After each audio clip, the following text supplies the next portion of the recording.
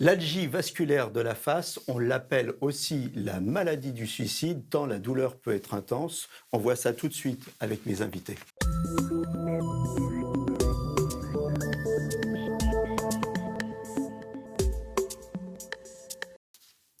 Alors cette maladie peu connue toucherait pourtant une personne sur 1000 environ. Elle se déclare souvent entre 20 et 30 ans avec une prédominance chez les hommes. On tente d'en savoir un petit peu plus avec mes invités. Bonjour à tous. Avec moi sur le plateau, le docteur Dominique Valade. Bonjour. Vous êtes neurologue. Pendant 20 ans, vous avez été chef de service du centre d'urgence des céphalées à l'hôpital Lariboisière et c'est vous qui avez créé ce service en septembre 2000, hein, si mes informations sont exactes. Elles le sont. Elles le sont. Elles le sont. Isabelle Schall, vous êtes patient témoin, touché par l'algie vasculaire de la face Tout à fait. depuis l'âge de 20 ans. Et avec nous en Zoom, on a aussi Thierry Merlet, qui lui aussi a accepté de témoigner. Et Thierry, vous souffrez d'algie faciale et vous avez eu votre première crise il y a seulement un an. Vous aviez à l'époque 58 ans. Et comment ça s'est passé cette première manifestation? Alors à l'époque, j'avais 57 ans. C'est arrivé le 23 mars 2020. J'étais hospitalisé suite à une infection urinaire, ce qui peut arriver souvent aux hommes. Et le 23 mars, ben, vous voyez bien, c'est la période où c'était la période du Covid. Donc malheureusement, avec plus de 39 de fièvre, on a commencé à m'isoler un petit peu. Et par la suite, mon infection a été vite traitée, mais sauf que du moment où j'ai eu cette infection, je commençais à me plaindre au niveau de l'œil droit et une légère palpitation, une brûlure, quelque chose qui me gênait. Et ça durait pendant 2, 3 jours. Et sauf que là, au bout de 2, 3 jours, on m'a commencé à me faire des injections. J'ai eu droit à de la morphine, mais ça revenait aussi sec. Donc, arrivé un moment, je supportais que le noir. Le bruit, je pouvais plus du tout supporter le moindre bruit. Et donc, au bout d'un certain temps, j'ai vu un neurologue à l'hôpital qui est venu me voir, qui m'a dit, écoutez, Monsieur Merlet, vous avez parlé du Zomig, parce qu'effectivement, avant, j'étais un petit peu migraineux. Ça m'arrivait d'avoir quelques migraines dans le mois, j'en faisais une ou deux. Et il me dit, mais ça, c'est plus du tout de la migraine, Monsieur Merlet. Ce que vous avez, c'est ce qu'on appelle une algie vasculaire de la face. Et là, question, qu'est-ce que c'est? Et là, voilà. Et là, j'ai découvert ce que c'était en fait cette maladie. Mais déjà, le fait de la vivre, c'était une horreur. Parce que on a un peu la sensation que on va vous enfoncer quelque chose dans une partie qui est située au niveau de l'œil. Et puis arrive un moment, euh, on sent que ça arrache, ça vient même au niveau de la mâchoire. Vous avez l'œil qui est légèrement tombé. Je dirais même, on a la sensation qu'il est collé, on peut même plus pratiquement l'ouvrir. Et vous avez de temps en temps, il y a des larmes qui arrivent. Des fois, elles n'arrivent pas forcément. Mais il n'y a qu'un seul truc que vous pensez, c'est vous réfugier tout de suite, vous cachez, vous ne supportez plus rien. Et moi, pendant un certain temps, je m'isolais complètement parce que je devenais très violent. Puisque après, on a commencé à me donner des traitements basiques. Ce qu'on appelle traitements basiques, c'est les traitements Verapamil, l'Ipitomax, pardon, euh, et ça ne me faisait rien. Sauf que on m'a dit, on va vous mettre de l'oxygène. Et ça ne me faisait rien non plus. Sauf que quand j'étais en crise, l'oxygène, ça commençait à me rendre d'autant plus violent. Donc là, on a commencé à pousser un petit peu le bouchon plus loin. On a dit, on va vous faire tester quelque chose qui s'appelle l'Imiject. Et donc, j'ai eu le choix avec l'Imiject et puis l'Imigrane. Alors, l'Imiject, pour faire court, hein, c'est le système de stylo à billes que vous piquez soit dans le bas du ventre ou au niveau de la cuisse. Et ça calme la douleur. Sauf que moi, malheureusement, dans mes crises, ça ne me faisait pas grand-chose, et voire même des fois, je me piquais même relativement mal, puisque j'étais assez énervé, violent. Et j'ai eu la chance de découvrir un médicament, un inhalateur, qu'on se pulvérise directement dans le nez, qui s'appelle l'Imigrane. Et depuis que je prends cette fameuse inhalation, je vais me mettre directement dans mon lit, sous les draps. et j'émerge au bout de 6 heures, 7 heures, c'est variable. Est-ce qu'aujourd'hui vous avez, quelle est la fréquence de vos crises aujourd'hui? Alors, la fréquence de mes crises, si vous voulez, moi j'ai un cycle, j'en fais à peu près 5 par semaine. 5 par semaine, c'est-à-dire que par exemple, vous voyez, j'ai fait ma dernière crise, c'était cette nuit. J'ai commencé à 23 heures et j'ai commencé à émerger à 9 heures ce matin. Donc il y a de la fatigue, sans avoir rien fait, mais on est un peu dans les vapes, quoi, si vous voulez. Et Mais en bien évidemment, vous pouvez plus travailler, c'est incompatible avec une, Pour l'instant, c'est très compliqué. Il faut savoir que moi, avant, je travaillais sur une grosse plateforme logistique, hein. J'étais responsable d'une équipe au niveau du transport. Donc, toujours en contact en permanence avec les gens de l'extérieur, avec les entrées et les sorties des camions, avec toute une logistique à gérer. Enfin, vraiment un travail vraiment complet. Et aujourd'hui, bah, je dirais que bah, tout va tout doucement, quoi. On prend un peu plus de temps et puis on se fatigue vite. Rester sur un écran, c'est pas facile. Rester devant une télévision, ben, on ne tient pas non plus. Donc ça change beaucoup la vie, oui, certes. mmh Isabelle, vous avez eu votre première crise à 20 ans, c'est ça? Oui, c'est ça. Aux alentours de 20 ans, j'ai eu des maux de... Vous vous reconnaissez dans ce que dit Thierry? Tout à fait, je reconnais certaines des symptômes qu'il évoque lorsqu'il parle. Je me reconnais dans sa souffrance, dans ce que ça peut causer comme dommages collatéraux de souffrir d'algie vasculaire de la face. Moi, j'ai eu mes premières crises à l'âge de 20 ans à peu près. Donc, à l'époque, je ne savais pas que je souffrais d'algie vasculaire de la face. À l'époque, je devais être très certainement épisodique. Je devais souffrir donc de la maladie dans sa forme épisodique. Les crises allaient et venaient. Des fois, j'en avais une par semaine, après une par mois. Après, je n'en avais plus pendant 3 mois.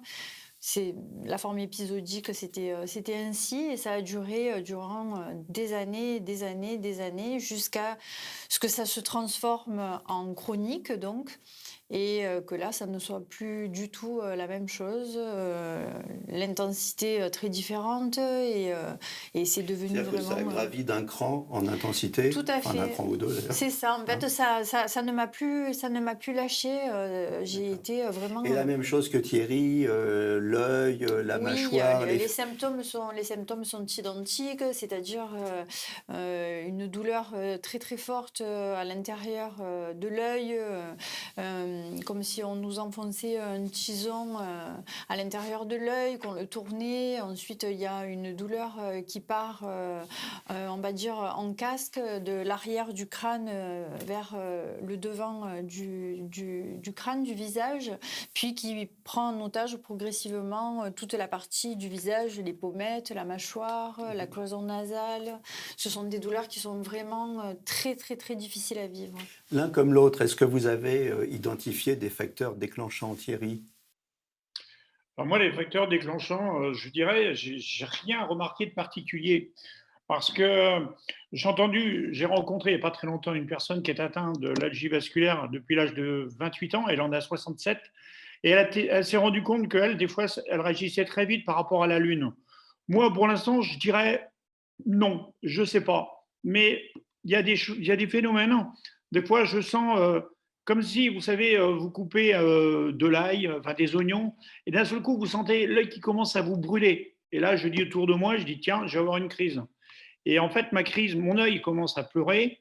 La crise n'arrive pas forcément. Elle arrive des fois 4-5 heures après ou 3 heures après, mais en règle générale, elle arrive. Oui, Moi, au niveau des facteurs déclencheurs, il y en a beaucoup. Je ne supporte pas le vent. Le vent, j'ai constamment un bonnet sur la tête si je sors et qu'il y a du vent dehors. Les fous rires me déclenchent une crise. Tout ce qui est lié vraiment directement aux émotions, le stress, les pleurs, ça me déclenche des crises. Je vois sur ma fiche changement de saison. Ça Tout vous à déclenche fait, des crises oui. Au aussi, ça? changement de saison, c'est vrai qu'à chaque changement de saison, les crises sont démultipliées en général. Voilà. Alors Thierry nous a parlé un petit peu de ces traitements. Vous, quels sont les traitements que vous utilisez?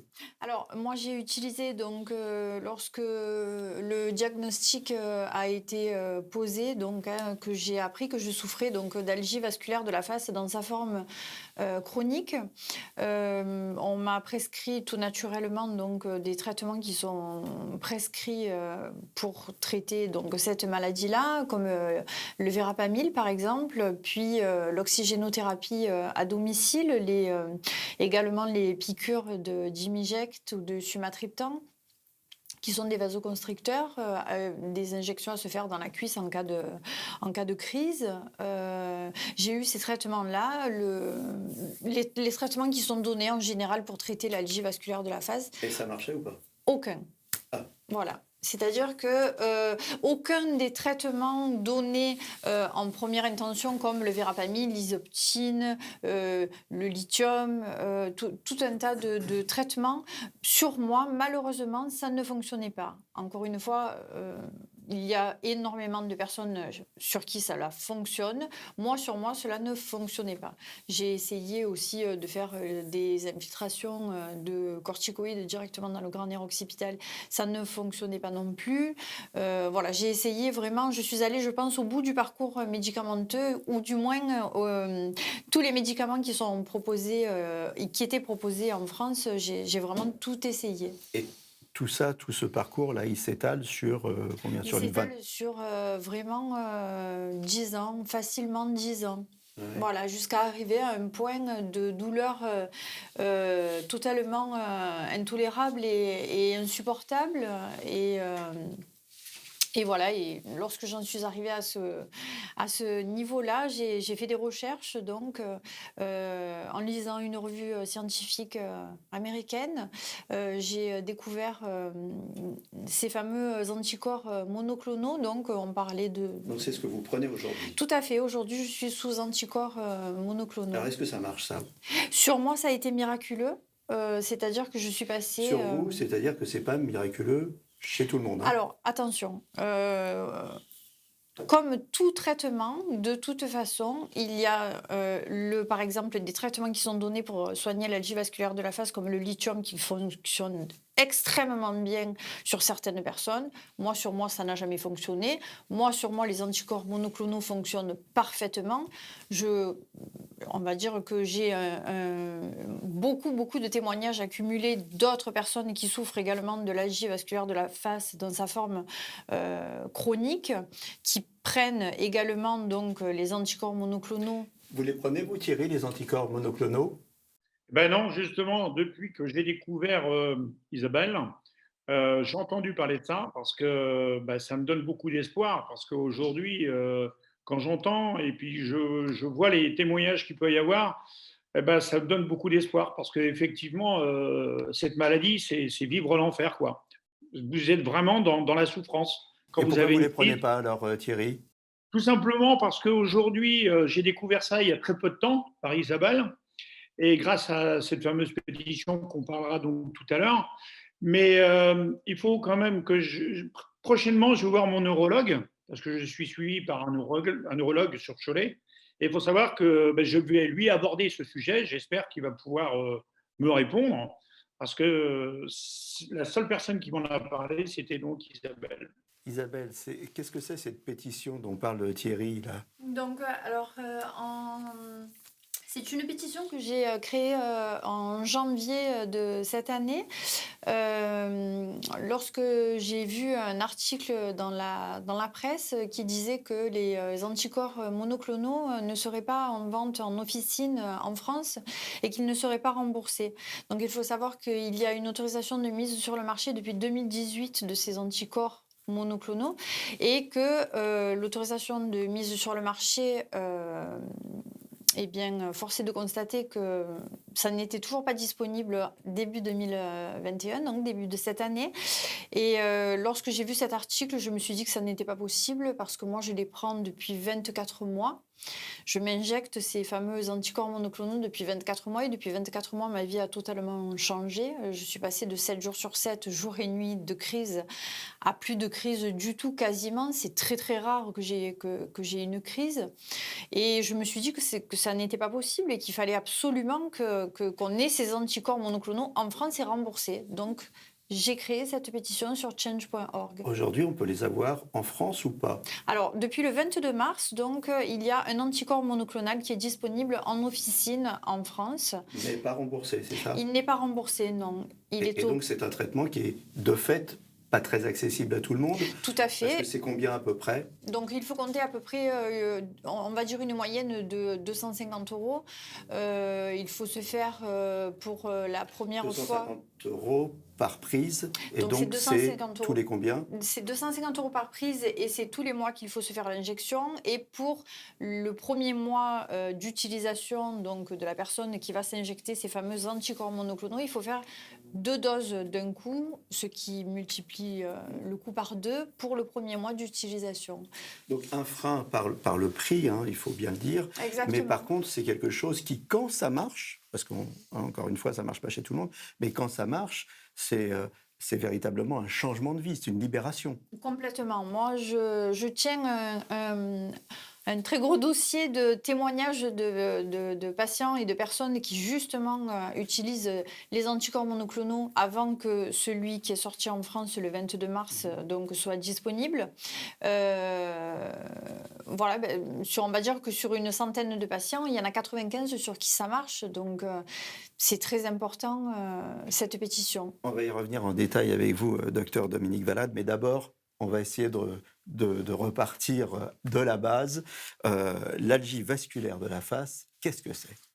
Alors, l'algie vasculaire de la face, c'est quelque chose qui n'est pas exactement pareil pour tout le monde. Nous avons eu 2 exemples là qui sont pas archétypaux. C'est-à-dire que la véritable algie vasculaire de la face, telle qu'on l'a, c'est décrit dans les livres, hein, on peut appeler ça la véritable, c'est en fait un patient qui soit souffre d'une forme épisodique, c'est-à-dire un nombre de périodes dans l'année, par exemple entre 15 jours et 3 mois, où il a des crises quasiment tous les jours, et ensuite, pendant 3, 4 à 6 mois, il n'a plus aucune crise. Et il a en moyenne 2 périodes par an, qui durent donc en gros entre 15 jours et 3 mois. Et pendant ces deux périodes, il va souffrir nuit et jour, en ayant un certain nombre de crises qui va de 1 à 10 crises par jour. À partir de là, dans ces crises, il y a des facteurs déclenchants. Ces facteurs déclenchants sont essentiellement l'alcool. 99,9% des patients, dès qu'ils prennent une goutte d'alcool, mais le vinaigre dans la salade, ça déclenche une crise. Après, il y a d'autres facteurs déclenchants, notamment les différences de pression atmosphérique. Tout à l'heure, on décrivait les changements de vent, les choses comme ça. Mais aussi l'altitude, l'avion. Et après, il y a d'autres facteurs déclenchants qui sont propres à chaque patient. Et il faut savoir qu'il y a un terrain particulier.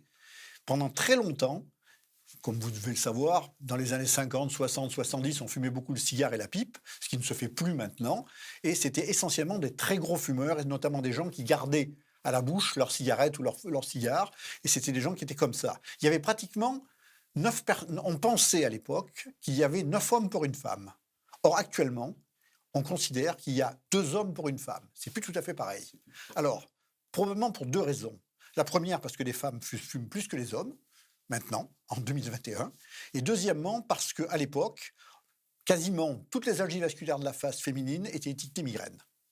Alors, qu'est-ce que c'est, cette algie vasculaire de la face? C'est une compression du nerf? C'est une inflammation du nerf? Ça n'a rien à voir avec le nerf? L'algie vasculaire de la face est une maladie vasculaire. Ça s'appelle algie vasculaire de la face. C'est-à-dire c'est très différent de ce que l'on appelle la névralgie faciale.